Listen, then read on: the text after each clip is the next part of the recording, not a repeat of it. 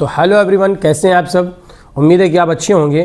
آج برقع اور نقاب کو، حجاب کو بدنام کرنے کی کس طرح سے ناپاک کوششیں کی جا رہی ہیں پروگرام کے ذریعے اور کی جا رہی ہیں، دیکھیں اس ویڈیو میں۔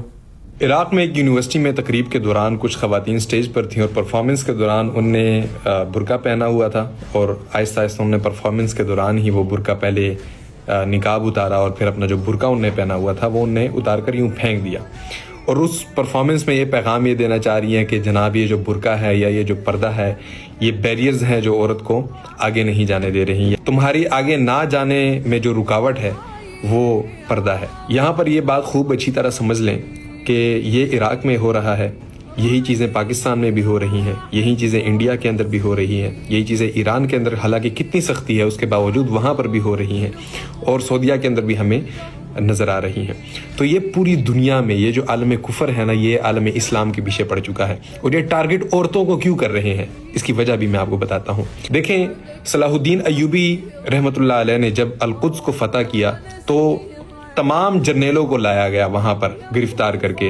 صلاح الدین ایوبی کے سامنے جب تمام جرنیل کھڑے ہوئے تو اس میں سے ایک جرنیل برنس نے صلاح الدین ایوبی علیہ الرحمہ کو یہ کہا کہ اے صلاح الدین ایوبی، یاد رکھنا ہم تم مسلمانوں کی ایک ماں کو بھی اس قابل نہیں چھوڑیں گے جو کہ دوبارہ کسی صلاح الدین ایوبی کو جنم دے سکے۔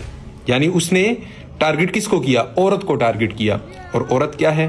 عورت ہی ایک پوری نسل کا پہلا مدرسہ ہے، عورت ہی وہ مدرسہ ہے جس سے ایک غیرت مند اولاد پروان چڑھتی ہے۔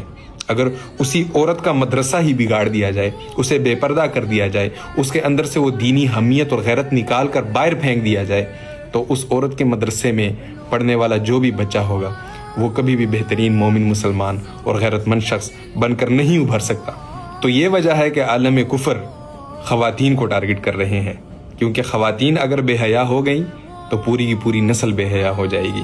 علامہ اقبال علیہ الرحمہ فرماتے ہیں کہ بیگانہ رہیں دین سے اگر مدرسہ زن، ہے عشق و محبت کے لیے علم و ہنر موت۔ اس بے حیائی کے بڑھتے ہوئے عالم کو علامہ اقبال نے دیکھ کر تمام مسلمان نوجوانوں کو یہ پیغام دے دیا تھا، یہ دعا دے دی تھی کہ حیا رہی نہ زمانے کی آنکھ میں باقی، خدا کرے کہ جوانی تیری رہے بے داغ۔